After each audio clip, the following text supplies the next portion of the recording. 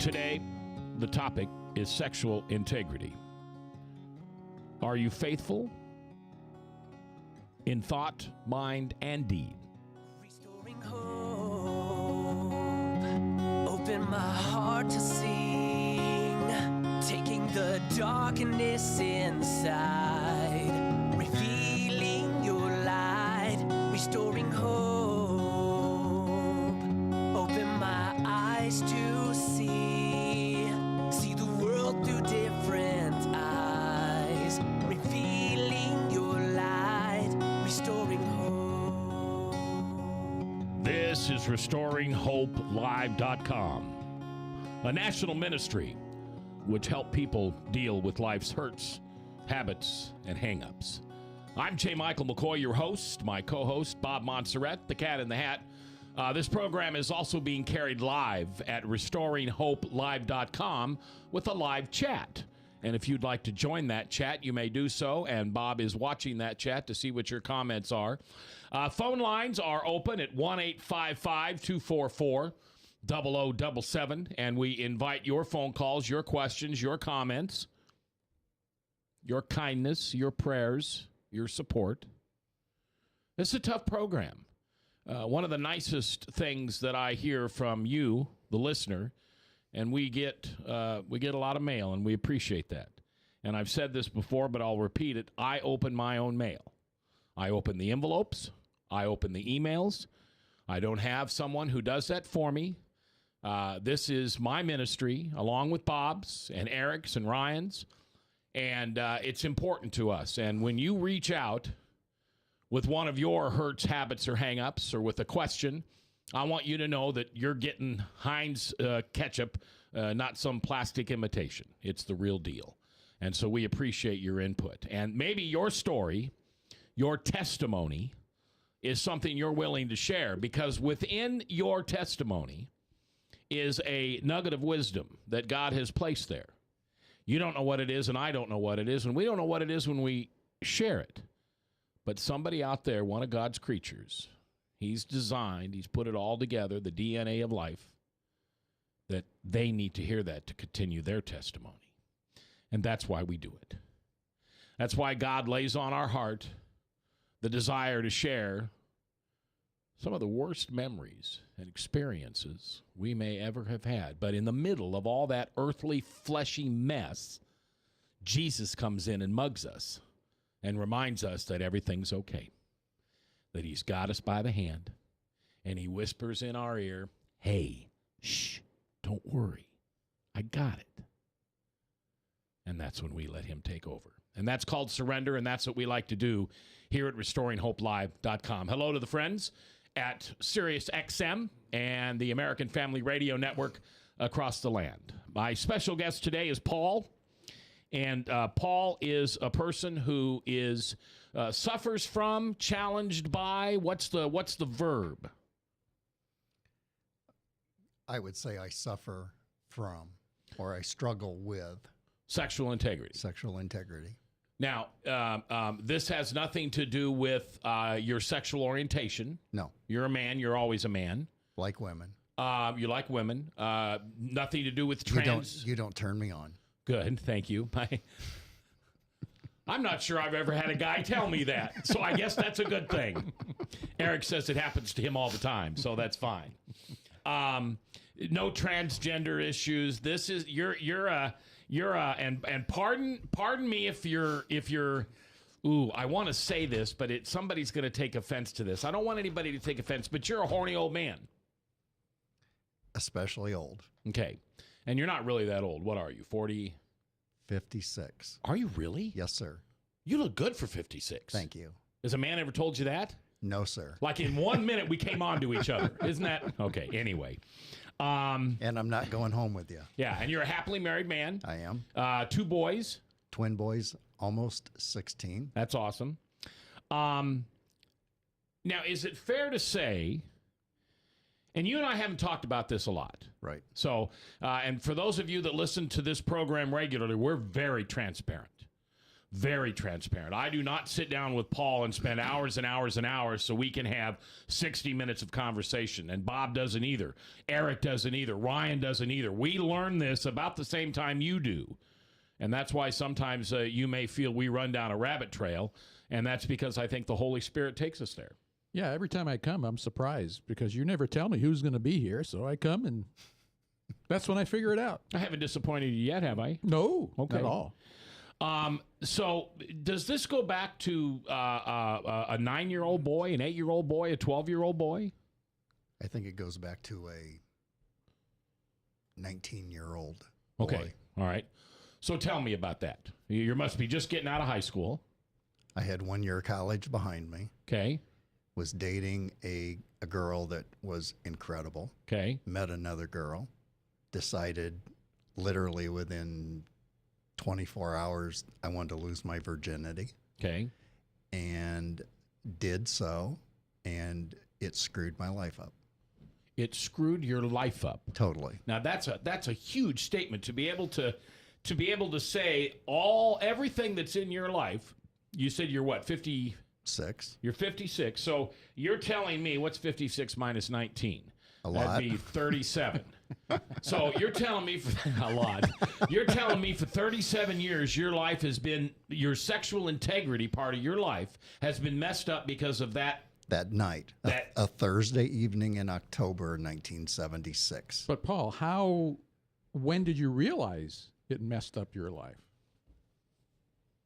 5 years ago. Okay. Okay, you're going to have to unpack this for me. Help That's me okay. understand how this afternoon in October of 1976 and No, it was evening. Evening, all right. As the Starland It's a Vocal Ted Band Nugent. play, Ted Ted Nugent? Nugent, Stranglehold. Stranglehold. I don't know that song. Do you know that song? No. Anybody know that song? I don't know that song. Okay. Can we have it as bumper music later? Yeah, maybe Eric can find it and we'll get it in there. So tell me about that evening. It just happened. It wasn't necessarily something I planned. It just happened. Now my peers would tell me, rock and roll, this is going to be fun. It probably was short term, but it changed everything. Had you consciously worked to remain a virgin as you were in high school? Because this was, you and I, you're just a little bit older than I am. Mm-hmm. These were the days. That's right. Sex, drugs, and rock and roll was all over. That's right. But you had maintained your virginity till 19 years old. That's right. On purpose. Pretty much so. Now, you're not saying you were raped. Nope. Okay. Because you said about 24 hours in advance notice of this, you had decided that this was the girl? From the time that I met her until we were doing the deed was no more than 48 hours. And what was special about this young lady? Nothing. Well, the gal you were dating, so she was more special than this one-night stand? Totally. Okay, unpack. But you decided to give it up for the one that meant nothing rather than keep it for the one that meant everything. And I think it was peer pressure at the time of get this done. Okay. And I got it done. Were you in a fraternity? No. No. So it's just... I went to the community college in Waterloo, Iowa. And I lived in a house with 12 guys. Okay. Might as well be a fraternity. All right. So, what do you remember about that event? In what respect? Emotionally, did you enjoy it? Probably not. Did you ever have anything to do with her again? Yeah, I married her. Wow. You married her? I did. But she's not your current wife? No. You married her? I married her. For how long? 2 years and 2 days. And how many minutes? I don't know. All right. What a great story. And what's going to happen is at some point here in the next 15 minutes or so, maybe less, Paul's going to explain how this moment, this one night in October of 1976, screwed his whole life up. Your words, not mine. Right. And it's all based on sexual integrity. Now, this is about men and women who lust. This is not about a 19-year-old guy losing his virginity. This is about a 56-year-old man who lusts. even today, and the challenge that it gives him in life.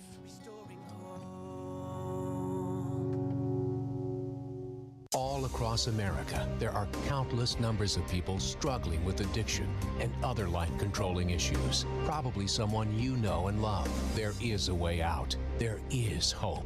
Transformations Treatment Center in Delray Beach, Florida, has a unique approach to substance abuse treatment. Call now and ask about our guaranteed success program, Transformations. Change your life, change your relationships, transform your world. Learn more now at RestoringHopeLive.com. Here's Dan Celia with today's Stewardship Moment. Do you ever stop to think that one of the things God has created us for was to praise and to give worship to Him? One of the greatest songs and praises in the Bible to me is Luke 1:46 through 47.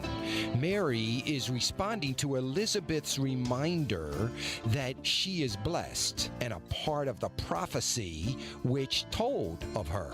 In her spontaneous song of praise, Mary said, "My soul magnifies the Lord, and my spirit has rejoiced in God, my Savior." Are you rejoicing in God, our Savior? You've just heard a Stewardship Moment with Dan Celia of Financial Issues Ministry, helping you plan, give, and invest wisely. For more information, log on to financialissues.org. That's financialissues.org. The stuff that God's been doing in my life is unbelievable because I have finally surrendered and let go of that me stuff. The selfishness, it's not gone 100%. I'm human, so those things pop up. But today I know what to do with them. Yeah, right. We have the tools. I have the tools. I know God is, in some days, He's tweaking me to remind me that don't get too cocky here, Rick. Restoring Hope Live, every Sunday at 1 o'clock Eastern. Brought to you by Transformations Treatment Center. Find out more at RestoringHopeLive.com. The Pocket Testament League presents Pocket Power. Read, carry, and share the gospel every day. If you've ever failed to share your faith because you just didn't know what words to use, then carry the word with you. I have a snow cone stand and have the gospels displayed. Some people ask to have them, and others just take them, not really wanting to bring attention to themselves. Thanks for your help, and may God continue to bless you. Hello, I'm Mike Brickley, president of the Pocket Testament League. We'd love for you to experience the joy that comes from giving someone the inspired Word of God. We'll make it easy for you. Won't you join us? I'm involved with a missionary ministry at my church, and they're going to a third world country on a missionary trip. They plan on sharing the word through a crusade ministry, and we want to pass these out to share with the people. What are you waiting for? Read, carry, and share the gospel every day. For more information, call 1-800-636-8785 or visit pocketpower.org. That's pocketpower.org. Today, millions are struggling with alcohol or drug addiction. If you or people you know struggle with a chemical dependency where a substance owns you, and you have other struggles such as depression, anxiety, or trauma that can often go along with it, get your freedom back and successfully transform your life from one controlled by addiction to a clean, sober, fulfilling life. Contact Transformations Treatment Center, where our caring professionals will help you find your freedom. Transformations Treatment Center offers both a 12-step and a Christian 12-step program, providing healing for the mind, body, and spirit. At Transformations Treatment Center, we understand the pain. Get your freedom back. Transform your world. Addiction specialists are ready to take your call. Call now, 877-989-5758. That's 877-989-5758. That's 877-989-5758. Restoring hope. Open my heart to sing. Taking the darkness inside. Revealing your light. Restoring hope. Welcome back. This is Restoring Hope Live at RestoringHopeLive.com, a weekly program that helps you deal with life's hurts, habits, and hang-ups. Now, today our special guest is Paul, and Paul has suffered most of his life from sexual integrity. It has nothing to do with sexual orientation or anything like that. Easily put, Paul's a guy who looks at women and lusts.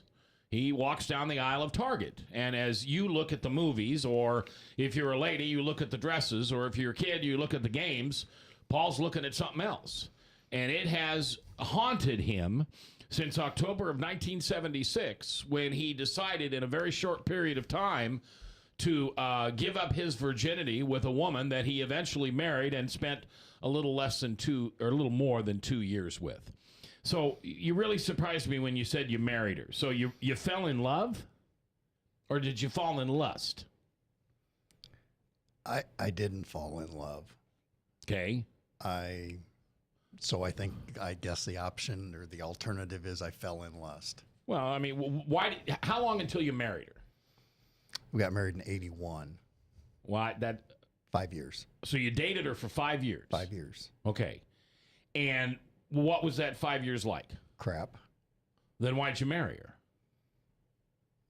You know, at the time, I think my thought process was that I may want to marry her at some point in time, so grab onto her while she's on the market and then grow into it. Okay. So you would have been, the advice that somebody would have said to you is, well, maybe you don't love her now, but you'll grow into it. You'll learn to love her. In street terms, don't buy the cow. Unless you can get, okay. All right. And so you got married in 81, and you were actually together less in marriage than you were in dating. Correct. So what happened in the marriage that it fell apart?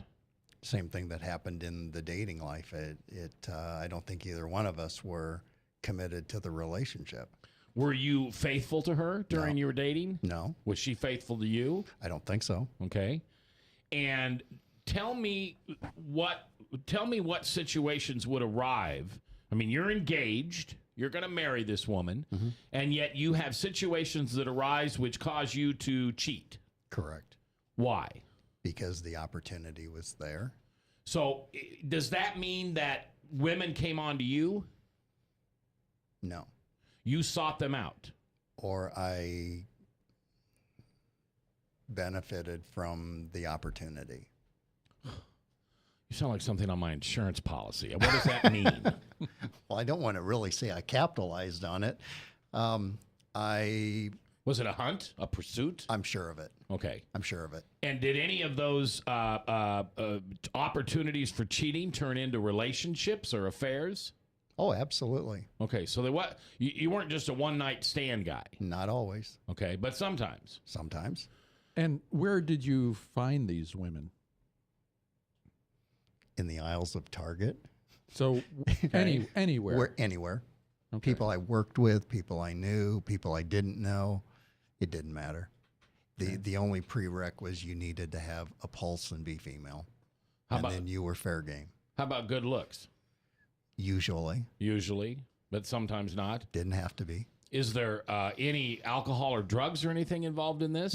Nope. So this was just you. This is just stupidity. Okay, so in the recovery world, we would say that you have a character defect. Totally. How would you verbalize that character defect? I have an amazingly low amount of self-esteem. Okay. That is propped up by sexual conquests. Okay. And it's the acceptance that the woman gives you, not necessarily the physical experience of sex. Now, I asked that as a question. I'm sorry. It's. I think even more so, it's the satisfaction of the hunt. Okay. Kind of like a predator. Right. I think a predator is an excellent word, because I think there was definitely a day when I was a predator. Why do you believe that your self-esteem was so low? What do you attribute that to? I was raised by a mother who, as I think back on my relationship with her, she's deceased now, she never once said to me, I love you, without following it with but, and then something. So she was pointing out defects that she saw within you. Totally. Mm-hmm. And what about a father? Still alive. Okay. Still, they were married up until the day she died. Okay. My dad grew up in a fatherless home, did the best he could, I don't want to say it's his fault. Okay. Is it your mom's fault? It's mine. Cheers. Okay. So you've taken responsibility. I have. For your actions. And did you do that 5 years ago? Because you said, what, 4 or 5 years ago is when you figured out that night in October of 1976 was the worst night of your life and ruined the rest of your life. I probably really didn't take ownership of it until a couple of years ago. Okay. And I continue to take ownership of it every day. I'm taking more ownership of it today than I did yesterday, and I took a lot of ownership of it yesterday. Why? Because a week ago I got fired from my job. But okay, but you're a professional. Yes, sir. I mean, you're white collar, big time. Big time. What'd you get fired for? An inappropriate post on Facebook. I hate 2014. I just want you to know that, Bob. So evidently that inappropriate comment was noticed by one of your friends on Facebook. It was noticed by a colleague on Facebook and sent to HR. Can you share what that inappropriate comment was, or would you rather not? Everybody's wondering what it was. So without putting yourself in any danger, just give them an idea. I made a comment to another man about, and I wish that I could remember exactly the context of the conversation, but my comment basically was, if I were him, what I would do is I would go find a cabin with 2 cougars in it. And you meant women. Exactly. Do them both. Do them together. That's what I would do. Okay. And you got fired. I got fired. And how does that make you feel? You know, I don't know that I know the answer to that because I was totally blindsided by it all. Okay. Of all the things that they could have come in and talked with me about last Thursday morning, that one wasn't even on my radar scope. Okay. So it's still somewhat numb. Okay. But you accept responsibility for it. There's no doubt I did it. Yeah. Now, you're happily married. I am. How long have you been with your wife? 24 years. 24 years. So take 24 off of, 1990. You guys got Correct. married in 1990. And you divorced your first wife in 83. Mm-hmm. So what happened in those 7 years? I spent 4 years at the University of Northern Iowa. Okay. Living in the residence halls. Okay. 26 years old and divorced. Okay. And I had a good time. All the time. It was like a starving man going to a smorgasbord. Okay.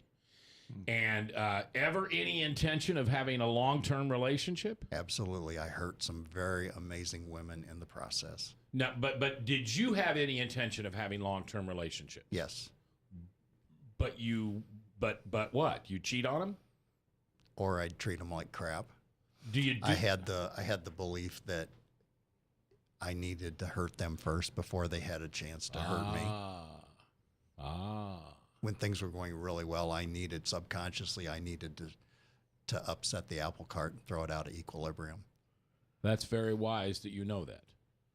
Absolutely. So before they could abandon or betray you, you'd do it to them. Totally. And you weren't aware of that. That was an unconscious move. It was. I used to take great pride in the fact, though, that I was the guy that their mothers warned them about. You don't take pride in it today, though. It's kind of sickening. If my boys did that, there'd be a dent in the wall of their shape. What do your boys know about this? Nothing. Nothing. Okay, and we're going to keep it that way. And, of course, your wife knows everything. When did you meet your wife? March the 10th of 1990. And you married her? October the 13th of 1990. What'd you say? 10/13.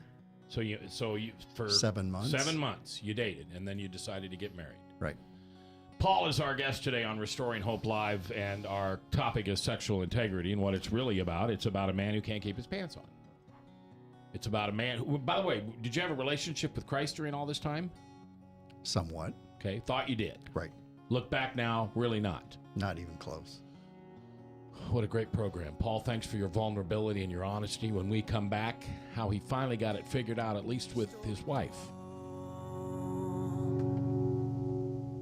All across America, there are countless numbers of people struggling with addiction and other life-controlling issues. Probably someone you know and love. There is a way out. There is hope.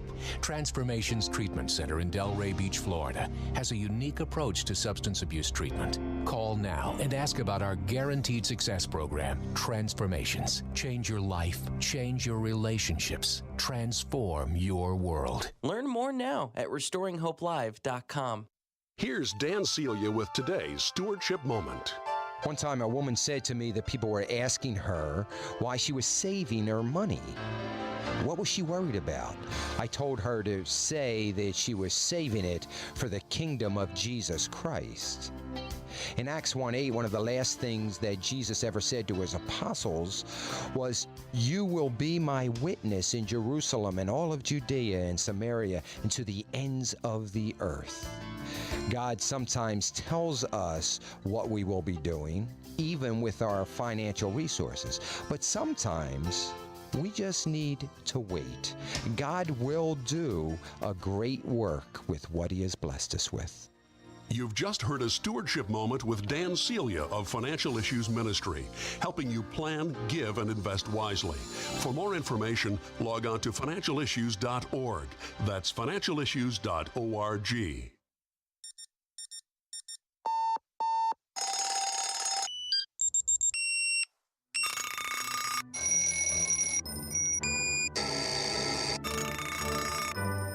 Make sure your child is up with the alarm and ready for school each morning, because missing just 18 days, even in middle school, will put their graduation at risk. It's up to you. Learn more at boostup.org. Brought to you by the U.S. Army and the Ad Council. The Pocket Testament League presents Pocket Power. Read, carry, and share the gospel every day. There's no easier way to share your faith than by giving someone a free gift, the Word of God in a compact, pocket-sized gospel. I plan on giving the Gospels out to people I meet.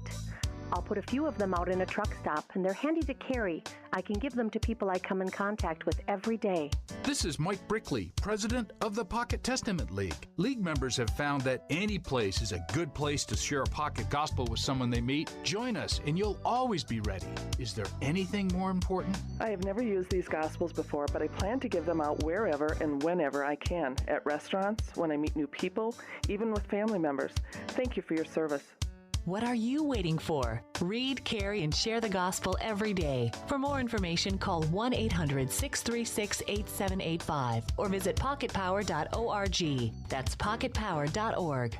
Today, millions are struggling with alcohol or drug addiction. If you or people you know struggle with a chemical dependency where a substance owns you, and you have other struggles such as depression, anxiety, or trauma that can often go along with it, get your freedom back and successfully transform your life from one controlled by addiction to a clean, sober, fulfilling life. Contact Transformations Treatment Center, where our caring professionals will help you find your freedom.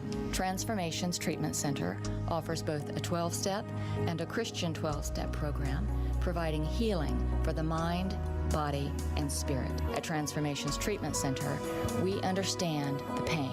Get your freedom back. Transform your world. Addiction specialists are ready to take your call. Call now, 877-989-5758. That's 877-989-5758. That's 877-989-5758. Restoring hope, open my heart to sing, taking the darkness inside, revealing your light, restoring hope. This is RestoringHopeLive.com, a ministry to help people with life's hurts, habits, and hang-ups. And not just for the people who are suffering, but the people who are codependent.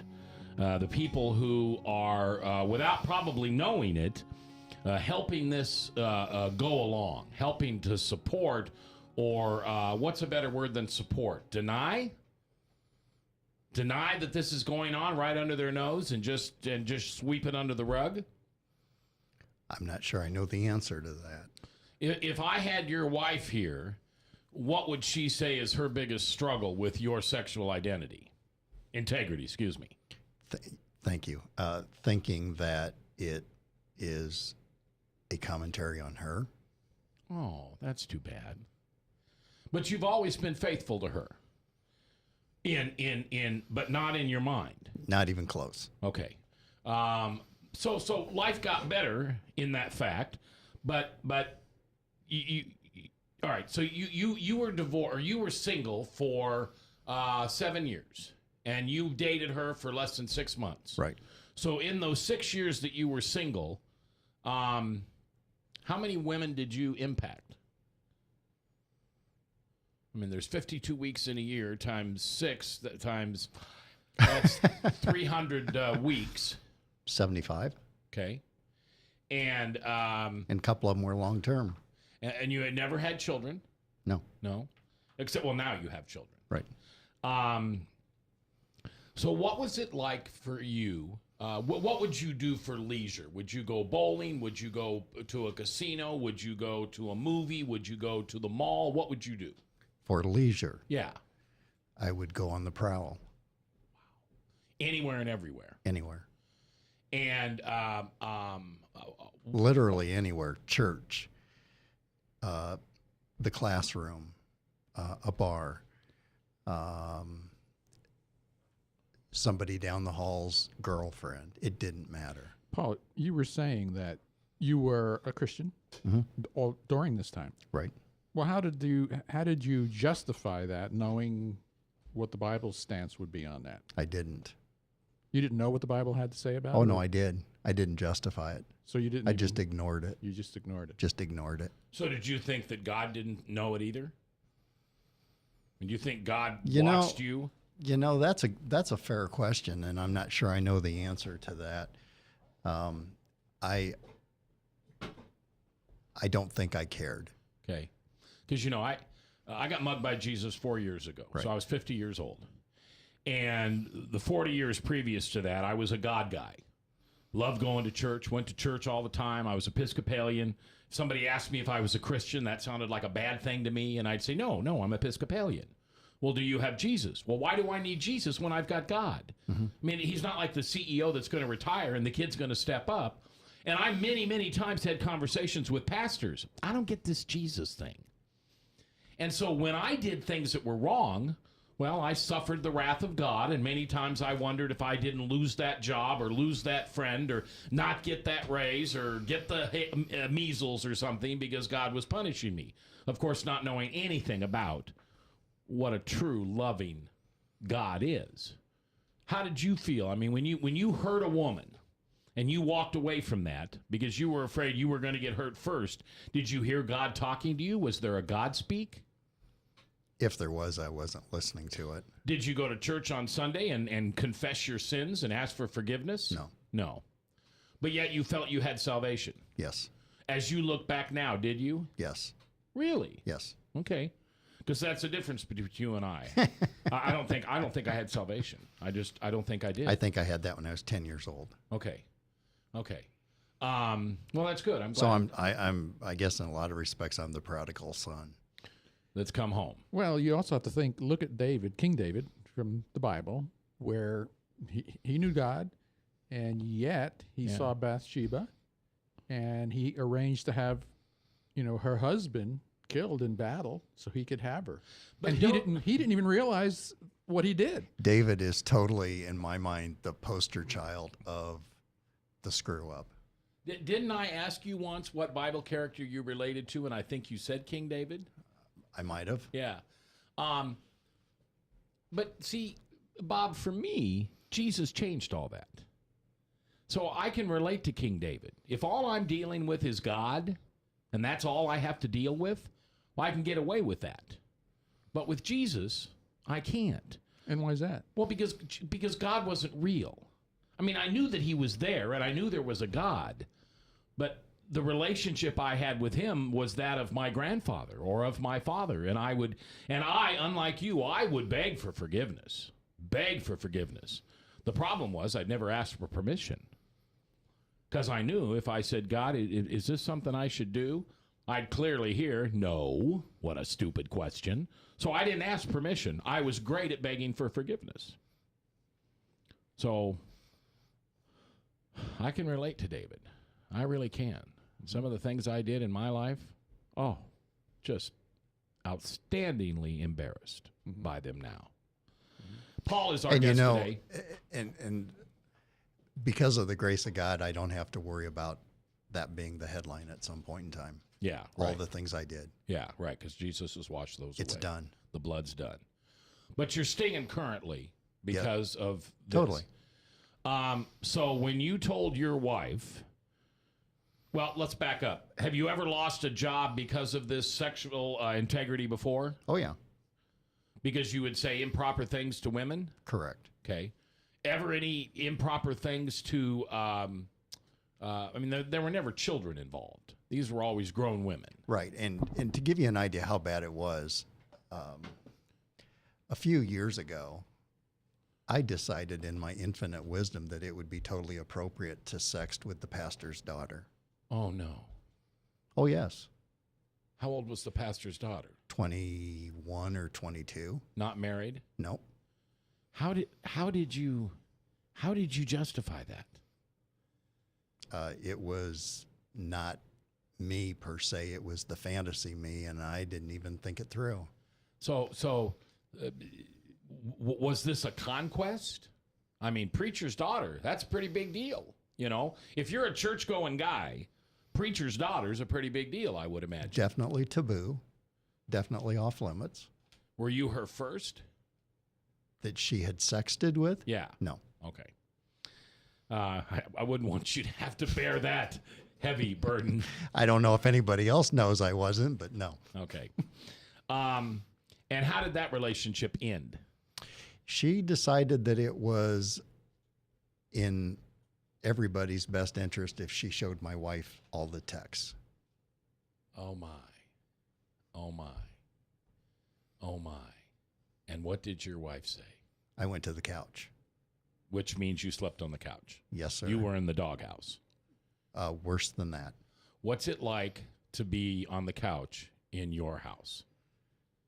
I know what it means sleeping-wise, but what's the emotional fever? What's the... It is beyond devastating. Okay. Because, and I'm going to guess something here, and if I hit a nerve, I'm sorry. But the love that you have for your wife of 21 years, she's not someone that you have ever wanted to push away before she pushes you away. No. So when she sends you to the couch, that's the worst possible feeling you can have in your life. Very empty. Yeah, because you would normally do that to somebody else and save yourself from that level of hurt. Right.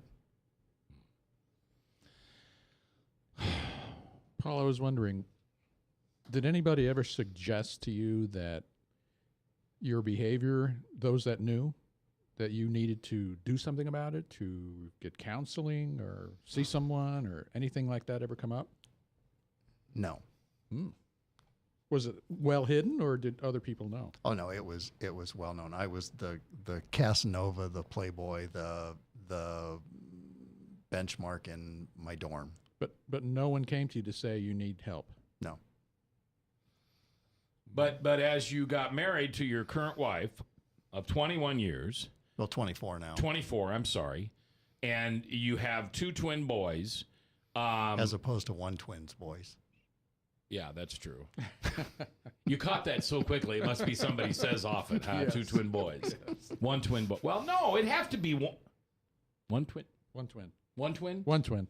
Eric's the smartest one in the room. He can't figure it out. Paul, I think it's redundant. Yeah. Paul is our guest today. He suffers from sexual integrity, and I hope that you honor him with a prayer. You know this can't be easy. Everybody he knows could hear this, including his 16-year-old boys. Your wife knows you're here. She does. Your friends know you're here. The ones who truly matter do. Yeah. Yeah, good point. But I just want the audience to understand that you're not up here bragging about anything. No. This is part of the desire to confess and ask for forgiveness and redemption.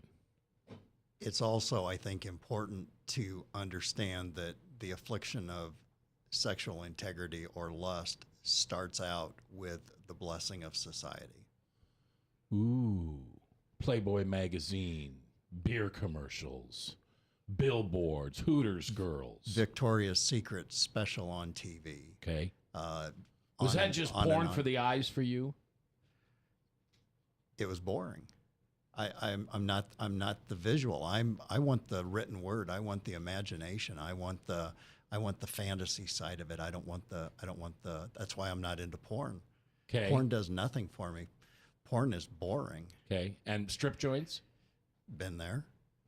Any good? No, because it's the wrong kind of tease. Yeah, I used to tell my wife, and here I'm going to reveal something, but my wife always thanked me for not being one of the guys that always went to the strip joints because I don't like them. Well, I'm sorry, honey. It's not because it dishonors women or that it's a bad thing in your eyes. I didn't go to strip joints because I couldn't bring them home. There was no fun. Why would I pay money to sit there and, gee, many Christmas. How boring would that be? It would be like watching a fishing show on TV. Yeah, there you go. What was the most surprising encounter that you had? In what respect? Well, let me rephrase that. What was a conquest that you were successful at that you really didn't think you would be? 4 in one day. Okay. And what was one that you thought was a slam dunk and still to this day irritated that she wouldn't succumb to your charm? There had to be some. You weren't successful every time you threw your lure out there. No. But I honestly don't remember that. Okay. I remember the ones that as I look back on them over the course of the last 35 or 40 years that I cared about but couldn't treat them correctly, that I hurt in the process, and I know it. What would you do to women when you decided that you were going to abandon or betray them before they did it to you? What would you do? I would become very possessive. I would become very insecure. I'd become a real crankbutt. Okay. So, what's the word I want? You put a pillow over smothering them? You'd smother them? Totally. Didn't want them to go out with anyone else. Okay. Whether it was intentionally or unintentionally, would demonstrate to them that I didn't trust them. Did you do this consciously? Did you say, okay, I'm going to get rid of Betty now, and here's what I do. First, I act very insecure. Second, I smother them. Third, I act like I don't trust them because I know eventually she'll say, I've had enough of you, Paul. I'm done. And it wasn't conscious. But now that you look back, that was your M.O. That was it. Every time. Pretty much. You weren't physical with them. You don't hit women. No. It really was something that happened in the 5 inches between your ears, wasn't it? More than below your belt. Right. Yeah. Right. So what's changed? Well, what has changed is that I have learned that my affliction is not fatal. What I have learned is that even as dark as my past is, that God has forgiven me for it, and that we are working on it together. The thing that frustrates me today, and especially as I look back on the events of a week ago, is that I still have the tendencies of the old self. Well, your flesh. I am. I haven't had a drink in 1,480 days, which is just a couple of weeks over 4 years. But any alcoholic that tells you every once in a while they don't get an itch and think about it, well, for this cowboy, that's a lie. Because it's in my flesh. I started going to Celebrate Recovery 2 years ago. And the first thing that I discovered at Celebrate Recovery was that I was lusting after the women in the praise band to the point that I almost couldn't be in the room. It was so bad. Now, what made you go to Celebrate Recovery? Was there some type of an event that you just thought you got in the dog? Are you on the couch again? No, I was actually off the couch, back in my bed where I wanted to be. I just decided that it was time to start working on things. Do you think that was a Jesus thing? Probably. You know? It was Jesus working through some friends of mine and through my younger brother telling me it's time. Okay. And what if you weren't? I mean, you weren't having physical sexual affairs with women, but you were still. What'd you call it with the preacher's daughter? Sexting. Sexting. All right. Now you got to tell me like a 6-year-old. Is that when you have dirty texts? It would basically be in your language. It would be penthouse form on text message. What's penthouse form, Bob? I don't know what that. Nasty, dirty, pornographic text. Okay, letters, writing, not pictures. Right. Right. Okay. Fantasy. Fantasy, like you're the mailman and she's the naked housewife that comes to the door to sign for a package and the towel drops. Not that kind of fantasy. Okay, what kind of fantasy? The kind of fantasy of, if we could, what would we do? Okay. You know, Ryan's the only guy in this room that's not married, and I just think he thinks we're just a bunch of creepos. You know what? There was a day when my wife thought that. That you were a creepo? She may still think I'm a creepo, but... But she loves you. She does. All right, now, for just a second, let's talk about some nice things. What makes Paul lovable? Why did this woman stick with you for 24 years? I mean, she's a great lady. She has options. She is an awesome lady. In many, many respects, I don't deserve her. She is nurturing. She is compassionate. She's a 15 on a scale of 1 to 10. Oh, she's my wife's twin. And I don't tell her that often enough. Why not? Because I'm a guy. You know, I got to share something with you. I think this is a God moment. When I was drinking, I wasn't easy to live with. And my wife would say, and I'm so embarrassed by this that I tell people this. She would tell me that she'd get home from work and her hand would go on the doorknob. And as she turned that doorknob, she'd think, now what Mac am I going to meet? Am I going to meet stumbling down drunk, passed out, upset, kicking the dog, blaming me, happy? And she lived that way for 16 years. The other day, I realized that we really lived together well now. And so I told her that yesterday. And her response was, thank you. I wish I could hear that more often. And it just made me think of that when you said that. I think we as husbands need to do a better job of feeding that emotional bank that is our wife. The reason you said you loved her is because she's nurturing and she's caring and she's loving. What do we do to feed that? I know I don't do enough. I don't do enough. You know? And then when things are going well, then you have events like last week where I kick her in the teeth. Yeah. Not literally, but... No. Because I'm not a violent person. Yeah. How did she take it? She is still numb because she was blindsided. Okay. She didn't see it coming. The only good thing that either one of us can come out of it is that my comment was not about a woman. Right. To a woman. Right. Does that mean you're getting better? It feels like it. Here's a tough question. What does a healed Paul act like? I would say he'll be deceased. Okay. So this is much like alcoholism or borderline or something like that. You can't fix it with a pill, and you just have to figure out how to manage it and gain the tools to keep it suppressed. Regardless of how far down the road you go, you are always inches from the ditch. And you feel that. Mm-hmm. So, so when you walk out of this studio and you walk by a pretty girl today, you're going to notice that she's a pretty girl. I may notice she's an ugly one. Okay. I'm going to notice if she's there. Okay. And I fight that every day. Do you fight it with prayer? I do. What do you say? What's your plea to Jesus? Well, I used to try eye bouncing, and I don't know what that is.